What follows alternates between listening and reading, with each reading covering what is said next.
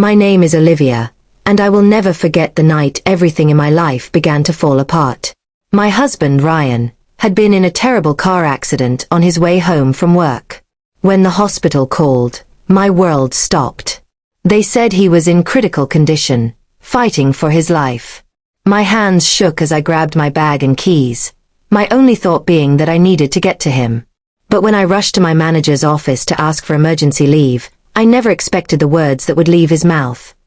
Words that would forever change the way I saw loyalty, compassion, and the meaning of work. "Work comes first," he said coldly, barely looking up from his computer. For a moment, I couldn't even process it. "Sir, my husband might not make it through the night," I pleaded.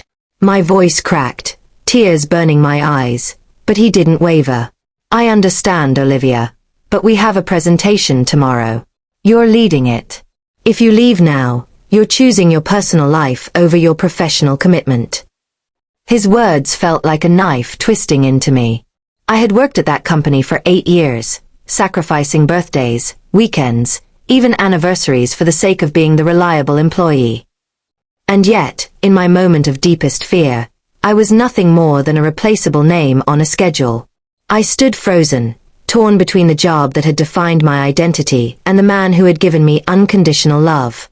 Then I thought about Ryan, his quiet strength, the way he always reminded me to take care of myself, the way he'd sit up late just to make sure I ate after long work nights. He had always put me first. And in that instant, I realized what I had to do. I looked my manager in the eye and said, "Then consider this my resignation."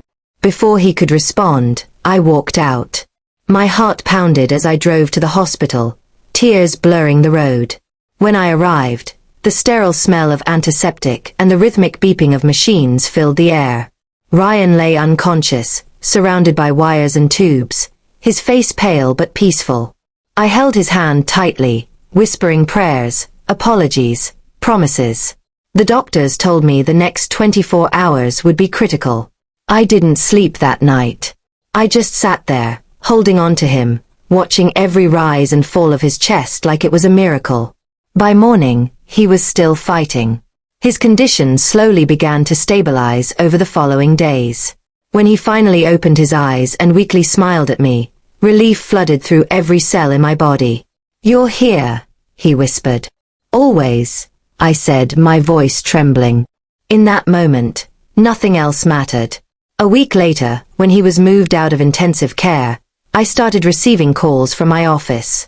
My manager wanted to discuss my resignation, reminding me of company policy and professional responsibilities.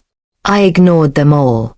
I realized I had spent too many years giving everything to a company that wouldn't even give me one night to save the person I loved most. After Ryan came home, we decided to start fresh. I began freelancing from home, taking small projects at first, then slowly building a business that allowed me to work on my own terms. The freedom felt like breathing for the first time in years. One afternoon, months later, I ran into one of my old co-workers at a cafe. She told me the manager who denied my leave had been fired after multiple complaints about his lack of empathy and toxic leadership. I didn't feel satisfaction, just a quiet sense of closure. Life had already taught me the lesson I needed. Sometimes it takes losing everything you thought mattered to realize what truly does.